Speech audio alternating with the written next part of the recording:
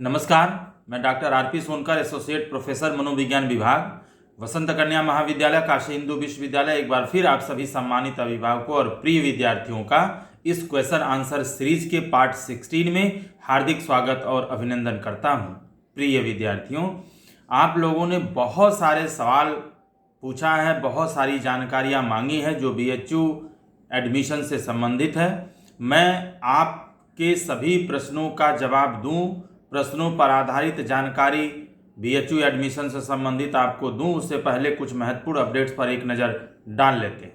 प्रिय विद्यार्थियों, कल यानी 9 अगस्त 2023 को किसी भी UG कोर्सेस में एडमिशन से संबंधित कोई भी नया कार्य नहीं किया गया कुछ कारणवश, क्योंकि परसों यानी 8 अगस्त 2023 तक देर रात तक किसी भी तरह की जो सूचना है अगले राउंड का वो किसी भी कोर्स में नहीं भेजा गया। प्रिय विद्यार्थियों, इस आधार पर अगर हम देखें तो आज यानी 10 अगस्त 2023 को भी आगे कार्य होने की संभावना भी बहुत कम है, क्योंकि कल यानी 9 अगस्त 2023 को किसी भी कोर्स में नए बच्चों को किसी भी नए तरह की सूचना अगले राउंड से संबंधित नहीं भेजा गया है। प्रिय विद्यार्थियों, आज आगे क्या होगा या आगे हम लोगों को क्या करना है, जब हम लोग 11 बजे से 12 बजे के बीच BHU पहुंचेंगे तब ताज़ी स्थिति क्या है यह मालूम चलेगा और स्थिति और भी साफ हो जाएगी।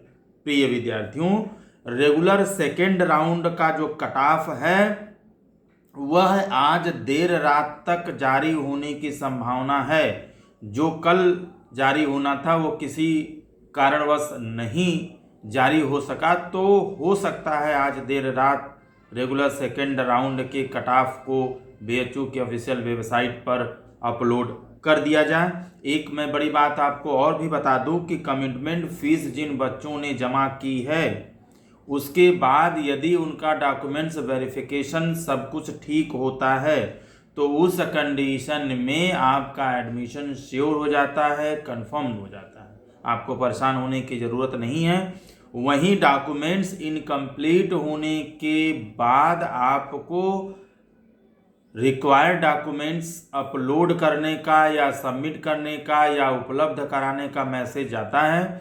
यदि आप ज़रूरी डॉक्यूमेंट्स को उपलब्ध नहीं कराते हैं तो उस कंडीशन में आपको एडमिशन की प्रक्रिया से बाहर कर दिया जाता है और 15 दिन के अंदर आपका जो कमिटमेंट फीस है वह वापस कर दिया जाएगा, रिफंड कर दिया जाएगा।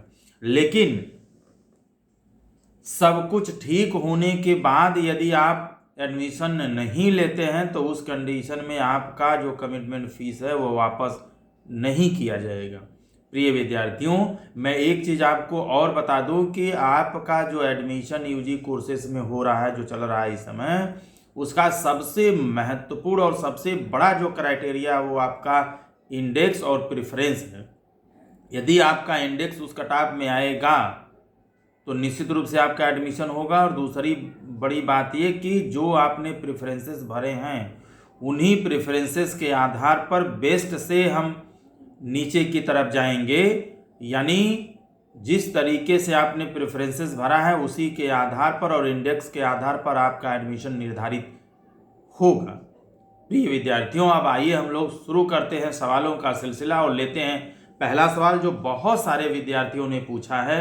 और इन लोगों का सवाल यह है कि सर हमने कमिटमेंट फीस जमा कर दिया है, हम लोगों का डॉक्यूमेंट्स वेरिफिकेशन भी हो गया है, इसके बावजूद भी हम लोगों का जो कोर्स एलोकेशन वाला ऑप्शन है, कोर्स एलोकेशन शो नहीं कर रहा है।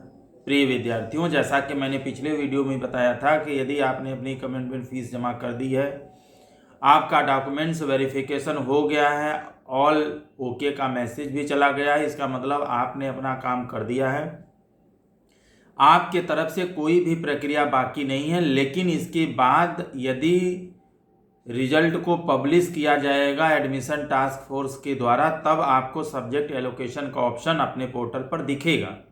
यानी उसके आगे का जो काम एडमिशन टास्क फोर्स को करना है, रिजल्ट पब्लिश करना है, वो जब तक नहीं होगा तब तक आपको अपना कोर्स एलोकेशन का ऑप्शन अपने पोर्टल पर दिखाई नहीं देगा। तो आपने अपना काम पूरा कर लिया, आपको परेशान होने की ज़रूरत नहीं है। बस आप अपने पोर्टल को चेक करते रहिए, जैसे ही ऑप्शन जाता है आप अपनी अगली प्रक्रिया को समय के अंदर पूरा करें। वहीं दूसरा सवाल लेते हैं जो बहुत सारे बच्चों ने पूछा है कि सर कमिटमेंट फ़ीस जमा करने के बाद आगे क्या करना है। देखिए, यदि आपने कमिटमेंट फ़ीस जमा कर दिया है तो आपका डॉक्यूमेंट्स वेरिफिकेशन किया जाएगा और डॉक्यूमेंट्स वेरिफिकेशन के बाद ऑल ओके या इनकम्प्लीट डॉक्यूमेंट्स या रिक्वायर्ड डॉक्यूमेंट्स जैसा भी होगा उसके हिसाब से आपके पोर्टल पर या आपके मेल पर सूचना बीएचयू की तरफ से भेजी जाएगी और जिस तरह की सूचना आपको मिलती है उसके हिसाब से आप ज़रूरी जो प्रक्रिया है उसको आप करेंगे। ठीक है, तो कमिटमेंट फ़ीस जमा करने के बाद आपको अगले मैसेज का इंतज़ार करना है। वहीं हम तीसरा सवाल लेते हैं जो कई बच्चों ने पूछा है कि सर मैंने प्रेफरेंस नहीं भरा था, क्या मेरा एडमिशन हो सकता है या मुझे क्या करना चाहिए। प्रिय विद्यार्थियों, मैं आपको बता दूं कि यदि आपने अपना प्रेफरेंस नहीं भरा है तो आपका डेटा हमारे पास बिल्कुल भी उपलब्ध नहीं है। यानी यदि आप रजिस्ट्रेशन करते, प्रेफरेंस भरते तो आपका डेटा हमारे पास यानी बीएचयू एडमिशन कमेटी के पास होता, आप एडमिशन प्रोसेस में होते और आपके इंडेक्स और प्रेफरेंसेस के आधार पर आपको एडमिशन लेने का मौका दिया जाता है। चूँकि आपने प्रेफरेंस ही नहीं भरा है तो इस कंडीशन में आपका डेटा हमारे पास उपलब्ध नहीं है। इसलिए आपका इंडेक्स ज़्यादा होने के बावजूद भी चूँकि डेटा आपका हमारे पास नहीं है इसलिए आपको एडमिशन की प्रक्रिया में शामिल ही नहीं किया जाएगा। रह गई बात कि अब क्या हो सकता है, तो अब कुछ भी नहीं हो सकता क्योंकि यदि आपने प्रेफरेंस नहीं भरा तो अब ऐसा नहीं होगा कि आप मैनुअली फिर से आप प्रेफरेंस भरें या बीएचयू की तरफ से फिर से जो है आपको प्रेफरेंस भरने का मौका दिया जाएगा। ऐसा कुछ नहीं है क्योंकि पहले से ही हमारे पास इतने बच्चे हैं जिनमें से सबका एडमिशन होना संभव नहीं है। ठीक है, तो एडमिशन की प्रक्रिया चूँकि लेट चल रही है और बच्चे काफ़ी हैं, इस कंडीशन में मुझे नहीं लगता कि पुनः बीएचयू आपको प्रेफरेंस भरने का मौका देगा। ठीक है, तो जिन बच्चों ने प्रेफरेंस नहीं भरा उनके एडमिशन पर किसी भी तरह का विचार नहीं किया जाएगा या उन्हें एडमिशन नहीं मिल पाएगा। ठीक है, वही हम अगला सवाल लेते हैं जो बहुत सारे बच्चों ने पूछा है कि CUET स्कोर कार्ड हमने अपलोड नहीं किया है, क्या इससे हमारे एडमिशन में कोई प्रॉब्लम आएगी। देखिए, CUET स्कोर कार्ड यदि आपने अपलोड नहीं किया है तो कोई प्रॉब्लम नहीं है। यानी इसके कारण यदि आपने अपलोड कर दिया तो भी ठीक है, लेकिन यदि आपने स्कोर कार्ड अपलोड नहीं किया है तो कोई प्रॉब्लम नहीं है। इसके बिना भी आपका एडमिशन प्रक्रिया होगा और आपके एडमिशन में कोई दिक्कत नहीं होगी। अगर बहुत ज़रूरी हुआ तो आपसे स्कोर कार्ड मांगा जा सकता है, लेकिन अगर आपने अपलोड नहीं किया है तो आपको परेशान होने की ज़रूरत नहीं है। जब आपका फाइनल एडमिशन हो जाएगा, जो डॉक्यूमेंट्स आपके पास नहीं होगा वो डॉक्यूमेंट्स आपको संबंधित कॉलेज में उपलब्ध कराना होगा, जमा करना होगा। वहीं अगला सवाल लेते हैं जो कई सारे बच्चों ने पूछा है कि डॉक्यूमेंट्स वेरिफिकेशन के बाद क्या होगा। मैंने बताया कि डॉक्यूमेंट्स वेरिफिकेशन यदि आपका हो जाता है तो आपको डॉक्यूमेंट से संबंधित जो अपडेट है वो आपके पोर्टल पर भेजा जाएगा। यानी आपका डॉक्यूमेंट सही है या किसी भी तरह के डॉक्यूमेंट्स की ज़रूरत है। यदि मान लीजिए सब कुछ सही रहता है तो आप एडमिशन की अगली प्रक्रिया में आ जाते हैं, रिजल्ट पब्लिश होता है, उसके बाद आपका मैसेज जाएगा और उसके बाद अगली जितनी भी प्रक्रियाएं हैं वो आपको स्टेप बाय स्टेप करना होगा। वहीं अगर हम अगला सवाल लें तो एक विद्यार्थी ने पूछा है कि क्या CUET के अंतर्गत जो हमने लैंग्वेज भरा था उसमें हमने इंग्लिश भरा था और इंग्लिश में मेरा नंबर बहुत अच्छा नहीं आया है। तो क्या जिन बच्चों का इंग्लिश लैंग्वेज में नंबर अच्छा नहीं आता है उन्हें इंग्लिश ऑनर्स पढ़ने में कोई दिक्कत होगी या इंग्लिश ऑनर्स मिलने में कोई दिक्कत होगी? देखिए, किसी भी कोर्स में खासतौर से इंग्लिश ऑनर्स आपको बीए आर्ट्स में मिलेगा, और यदि आपका CUET के तहत लैंग्वेज में इंग्लिश का पेपर खराब हुआ है तो इसके कारण आपको आर्ट्स में इंग्लिश ऑनर्स नहीं मिलेगा, ऐसा बिल्कुल नहीं है। यदि आप कट ऑफ में आते हैं, आपका इंडेक्स कट ऑफ में आता है, इंग्लिश ऑनर्स के कट ऑफ में आता है, तो आपको निश्चित रूप से इंग्लिश ऑनर्स का प्रेफरेंस मिलेगा। इससे कोई मतलब नहीं है कि CUET इंग्लिश लैंग्वेज में आपका मार्क्स कम आया था। वही हम अगला सवाल उठाते हैं जो बहुत सारे बच्चे पूछना चाहते हैं कि सर जो रेगुलर सेकेंड राउंड का कट ऑफ कब तक जारी होगा? प्रिय विद्यार्थियों, रेगुलर सेकेंड राउंड का कट ऑफ कल जारी होना था, जो किसी कारणवश नहीं हो पाया।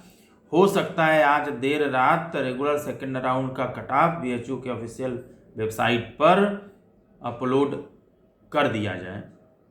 वहीं अगला सवाल लेते हैं जो एक विद्यार्थी ने पूछा है कि सर मैंने BSc AG में फीस जमा कर दिया है, मैंने अपना कोर्स एलोकेशन भी लॉक कर दिया है, लेकिन इसके बाद भी हमारा अलॉटमेंट जो सब्जेक्ट अलॉटमेंट है वो शो नहीं कर रहा है, हम क्या करें?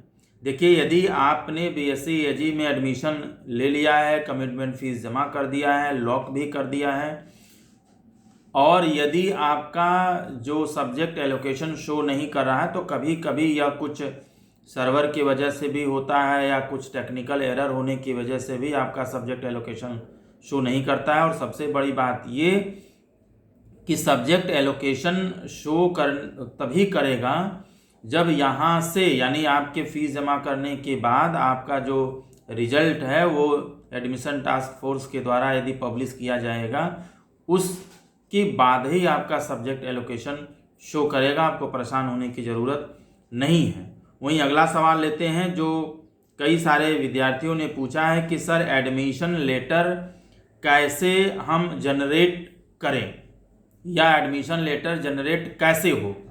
देखिए, एडमिशन लेटर आपको तब जनरेट किया जाएगा जब आप एडमिशन से संबंधित सभी प्रक्रिया को पूरा कर लेंगे, यानी जब सारी प्रक्रिया आप पूरा कर लेंगे उस कंडीशन में आपको एडमिशन लेटर जनरेट कर दिया जाएगा, जिसके जो आपके एडमिशन को प्रूफ करता है, ठीक है, जिसके बाद आपकी एडमिशन प्रक्रिया कंप्लीट हो जाती है। इसके अलावा बहुत सारे बच्चों ने पूछा है कि सर BHU PhD का फॉर्म कब तक आएगा? प्रिय विद्यार्थियों, मैंने पिछले भी वीडियो में बताया था कि PhD फॉर्म पर विश्वविद्यालय में काम चल रहा है और मुझे लग रहा है कि 15 से 20 अगस्त के बीच PhD का फॉर्म निश्चित रूप से आ जाना चाहिए। वहीं बहुत सारे बच्चों ने पूछा है कि फर्स्ट राउंड में क्या कैंपस की सीट फुल हो जाती है? क्या रेगुलर फर्स्ट राउंड में ही BHU मेन कैंपस की सीट फुल हो जाएगी या दूसरे बच्चों को भी मौका मिलेगा? देखिए, रेगुलर फर्स्ट राउंड में BHU की सीट फुल हो जाए ऐसा कोई ज़रूरी नहीं है, क्योंकि निश्चित रूप से पहले राउंड में BHU मेन कैंपस की सीट फुल नहीं होती है, उसके लिए भी कम से कम 1-2 राउंड चलाना पड़ता है। लेकिन ये कितने राउंड में फुल होगा ऐसा कोई पहले से नहीं बता सकता, ठीक है, लेकिन ये तो सत्य है कि पहले ही राउंड में BHU मेन कैंपस की जो सीट है वो फुल नहीं होती है, उसके बाद भी कुछ बच्चों को उसमें एडमिशन लेने का मौका मिलता है। हम अगले सवाल को लें तो कुछ बच्चों ने पूछा है कि सर PG का एडमिशन कब से शुरू होगा? देखिए, इसका जवाब मैंने पिछले वीडियो में दिया था, मैंने बताया था। वैसे PG का जो एडमिशन है उसकी भी सारी प्रक्रिया पूरी की जा रही है और मुझे लगता है कि ये भी 15 से 20 अगस्त के बीच में PG का भी एडमिशन शुरू किया जा सकता है। यह बात अलग है कि PG के अलग अलग सब्जेक्ट का जो एडमिशन है, काउंसलिंग है, वो थोड़ा आगे पीछे हो सकता है और यह डिपार्टमेंटल लेवल पर किया जाएगा। तो मुझे लग रहा है कि 15 से 20 के बीच में निश्चित रूप से पीजी का भी काउंसलिंग या एडमिशन की प्रक्रिया शुरू हो जाएगा। वहीं अगला सवाल लेते हैं, जो कुछ बच्चे जानना चाह रहे हैं कि सर बची हुई फीस कब तक जमा करना है और कहाँ जमा करना है। इसका मतलब ये है कि मैंने अपनी कमिटमेंट फीस जमा कर दी है, हमारे सारे रिकॉर्ड्स डॉक्यूमेंट्स भी सही हैं। इस कंडीशन में जो बची हुई फीस है हमको कब जमा करना है, कहाँ जमा करना है, कैसे जमा करना है। प्रिय विद्यार्थियों, यदि आपका एडमिशन हो गया है, आपने अपनी कमिटमेंट फीस जमा कर दी है, डॉक्यूमेंट सब कुछ ठीक है, तो आपको बची हुई फीस के लिए आपके पोर्टल पर या मेल पर मैसेज आएगा।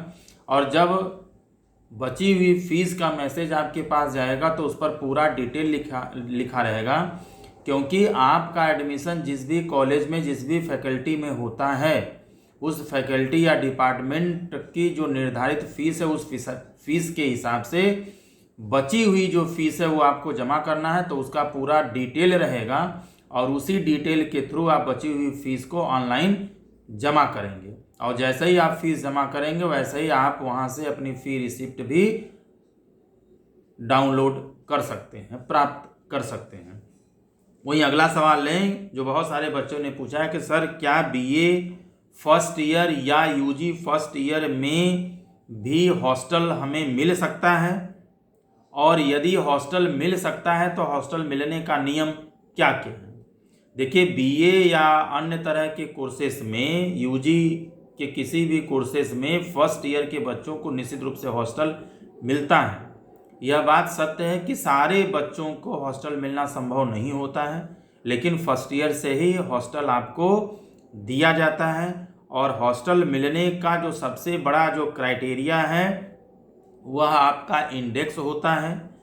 जब एडमिशन की सारी प्रक्रिया पूरी हो जाती है उसके बाद जिन बच्चों ने हॉस्टल का ऑप्शन भरा था उन बच्चों को हॉस्टल उनके मेरिट के आधार पर यानी इंडेक्स के आधार पर दिया जाता है, कैटेगरी के आधार पर दिया जाता है, जो सब्जेक्ट आपने ऑनर्स लिया है उसके आधार पर दिया जाता है। और सबसे बड़ी बात ये कि आपके घर से बीएचयू की दूरी कितनी, उस डिस्टेंस के आधार पर भी आपको हॉस्टल देने के लिए निर्णय लिया जाता है, या यह भी एक महत्वपूर्ण आधार होता है। वहीं अगला सवाल लेते हैं, जो बहुत सारे बच्चों ने पूछा है कि सर एडमिशन का कंप्लीट प्रोसेस क्या है, कृपया बताएं, हम लोग बहुत परेशान हैं।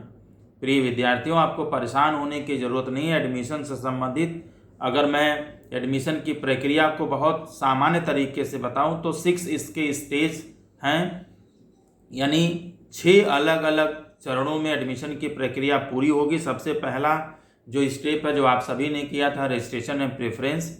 आपने पहला स्टेप में रजिस्ट्रेशन और प्रेफरेंस भरा। रजिस्ट्रेशन प्रेफरेंस भरने के बाद जो भी एडमिशन कमेटी या एडमिशन टास्क फोर्स बीएचयू के द्वारा कट ऑफ जारी किया गया है उस कट ऑफ में यदि आप आते हैं तो स्टेज 2 में आपको कमिटमेंट फीस जमा करने की सूचना गई होगी और आपको दिए गए समय के अंदर अपनी कमिटमेंट फीस जमा करना है। अगले स्टेप की बात करें तो जैसे ही आप कमिटमेंट फीस जमा करेंगे आपको अपना डॉक्यूमेंट्स जो अपलोड किए होंगे वो डॉक्यूमेंट्स वेरिफिकेशन का काम किया जाएगा। और डॉक्यूमेंट्स वेरिफिकेशन यदि इनकम्प्लीट होता है तो आपसे वो रिक्वायर्ड डॉक्यूमेंट्स मांगा जाएगा। यदि आप समय से उपलब्ध करा देते हैं तो आप एडमिशन की अगली प्रक्रिया में एंट्री करते हैं, और यदि आप समय से उपलब्ध नहीं कराते हैं तो आपको एडमिशन की प्रक्रिया से बाहर कर दिया जाता है और आपका जो कमिटमेंट फीस है वो रिफंड कर दिया जाता है 15 दिन के अंदर। लेकिन अगर आप एडमिशन जो कमिटमेंट फीस यदि आपने जमा किया, सारा डॉक्यूमेंट्स आपका सही है, तो उस कंडीशन में आप एडमिशन के अगले स्टेज में एंट्री करते हैं, अगली प्रक्रिया में आप शामिल होते हैं। और अगली जो प्रक्रिया है यानी जो चौथी प्रक्रिया है वह सब्जेक्ट लॉक की प्रक्रिया है, यानी जो भी आपको ऑनर्स मिला है यदि आप उससे सेटिस्फाइड हैं तो उस कंडीशन में जो सब्जेक्ट एलोकेशन लॉक का ऑप्शन आपको पोर्टल पे दिखेगा उसके थ्रू आप यदि सेटिस्फाइड हैं तो आप उसको लॉक कर सकते हैं। और यदि आप सेटिस्फाइड नहीं हैं, आप अपग्रेड के थ्रू आगे बढ़ना चाहते हैं तो वहाँ पर आप उस ऑप्शन को छोड़ सकते हैं। फिर उसके बाद अगला जो स्टेप आता है 5th, वहाँ पर आपको रिमेनिंग फीस भरने का स्टेज है, जहाँ पर बची हुई फीस आपको जमा करना है। बची हुई फीस जमा करने की सूचना आपके पोर्टल पर भेजी जाएगी और जिस भी कॉलेज में जिस भी फैकल्टी में आपका एडमिशन होगा उससे संबंधित डिटेल इन्फॉर्मेशन आपके पास रहेगा और दिए गए लिंक पर आपके थ्रू आप बची हुई फीस को आप जमा कर सकते हैं और अपनी फ़ी रिसिप्ट भी आप डाउनलोड कर सकते हैं, प्राप्त कर सकते हैं। और अगले स्टेज में यानी 6वें स्टेज में जो कॉम्बिनेशन ऑप्शंस आपको दिया जाएगा, यानी जो बचे हुए 2 सब्जेक्ट हैं, क्योंकि आपको सिर्फ इस समय ऑनर्स ही दिया जा रहा है। जो 2 सब्जेक्ट कॉम्बिनेशन में जो 2 सब्जेक्ट सब्सिडरी सब्जेक्ट होते हैं जो बचा हुआ है, उसके कॉम्बिनेशंस का ऑप्शंस आपको इस स्टेज में मिलेगा और यहाँ पर आप अपने मेरिट लिस्ट के आधार पर यानी इंडेक्स के आधार पर और प्रेफरेंसेस के आधार पर सब्सिडरी जो सब्जेक्ट 2 बचे हुए हैं उनको आप उनके लिए आपके इंडेक्स के आधार पर आपको दिया जाएगा। और यह जो चीज़ें हैं यानी सब्सिडरी सब्जेक्ट के लेने का जो समय है यह एडमिशन की प्रक्रिया के बाद होगा। आप जिस भी कॉलेज में जाते हैं उस कॉलेज या फैकल्टी के द्वारा ये सारी प्रक्रियाएं पूरी कराई जाएंगी। यह बात आप निश्चित रूप से समझ लीजिए कि इसका भी आधार सब्सिडरी में भी 2 सब्जेक्ट के चुनने का जो आधार है वह आपका इंडेक्स ही होगा। और अंतिम प्रक्रिया में यानी 7वें स्टेज में हॉस्टल अलॉटमेंट से संबंधित प्रक्रिया की जाएगी, जिसमें आप यदि हॉस्टल लेना चाहते हैं, यदि आपने भरा होगा तो उसके आधार पर आपको हॉस्टल ऑफर किया जाएगा। लेकिन हॉस्टल देने के लिए 3-4 शर्तें हैं जो निश्चित रूप से आपको पूरा करना पड़ेगा। पहला ये कि आपका इंडेक्स कितना है, दूसरा कि आपके घर से बीएचयू का डिस्टेंस कितना है, और तीसरी बड़ी बात कि आपने किस सब्जेक्ट यानी किस कोर्स में किस सब्जेक्ट के साथ आपने एडमिशन लिया है। तो ये कुछ 6-7 डिफरेंट स्टेप्स था जिसके थ्रू आपके एडमिशन की प्रक्रिया को पूरा किया जाएगा, आपका एडमिशन होगा। वहीं हम अगले सवाल को लेते हैं जो बहुत सारे बच्चों ने पूछा है कि सर रिक्वायर्ड डॉक्यूमेंट्स का मेल मेरे पास आया था, मैंने अपने सारे जो रिक्वायर्ड डॉक्यूमेंट्स है उसी मेल पर हमने भेज दिया, क्या इससे कोई प्रॉब्लम तो नहीं होगी?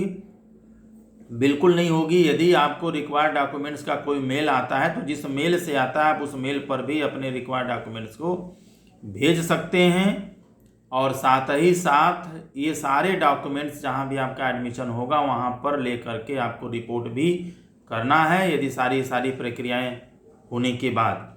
वहीं एक और सवाल ले लेते हैं जो कुछ बच्चे जानना चाहते हैं कि सर मैंने अपनी सारी प्रक्रिया कर दिया है, यानी एडमिशन से संबंधित सारी प्रक्रियाएं हमारे तरफ से हो गई हैं, उसके बावजूद भी हमारे पोर्टल पर जो किसी भी तरह का जो आइकन है वो शो नहीं कर रहा है, एडमिशन से संबंधित कुछ भी चीज़ें शो नहीं कर रहा है, तो सर इस कंडीशन में हम लोग क्या करें? देखिए, आप एडमिशन से संबंधित सारी प्रक्रिया कर लिए हैं और सब एडमिशन से संबंधित किसी भी तरह का आइकॉन यदि आपके पोर्टल पर शो नहीं कर रहा है, कोई मैसेज नहीं दिख रहा है, पूरा ब्लैंक है या गायब दिख रहा है, तो इस कंडीशन में आपको परेशान होने की ज़रूरत नहीं है। कभी कभी कुछ टेक्निकल एरर के कारण भी ऐसा होता है। और सबसे बड़ी बात ये कि जब यहाँ से सारी चीज़ें स्टेप बाय स्टेप की जाएंगी, पब्लिश की जाएंगी, तो वो सारी चीज़ें आपको निश्चित रूप से आपके पोर्टल पर दिखना शुरू हो जाएगी। प्रिय विद्यार्थियों, मैंने अपने तरफ से सही और वैध जानकारी देने की पूरी कोशिश की है। इसके बावजूद भी किसी तरह का सूचना परिवर्तन होता है तो बीएचयू द्वारा बनाया गया मापदंड ही मान्य होगा, क्योंकि ये बीएचयू की तरफ से कोई आधिकारिक सूचना नहीं है, बल्कि मैंने अपने अनुभवों के आधार पर आपके सारे सवालों की जानकारी देने की कोशिश की है। इसके बावजूद भी यदि आप कोई विस्तृत जानकारी चाहते हैं तो आप बीएचयू के ऑफिशियल वेबसाइट bhuonline.ac.in पर भी विजिट कर सकते हैं। यदि आपका कोई एडमिशन से संबंधित सवाल है या कोई जानकारी आप चाहते हैं तो निश्चित रूप से कमेंट बॉक्स में आप लिख सकते हैं। एडमिशन से संबंधित जैसे ही नया कोई अपडेट्स आता है मैं निश्चित रूप से आपके साथ साझा करता रहूँगा। तब तक आप सभी लोग खुश रहें, अपना ख्याल रखें। आप सभी को एडमिशन की बहुत बहुत शुभकामनाएं।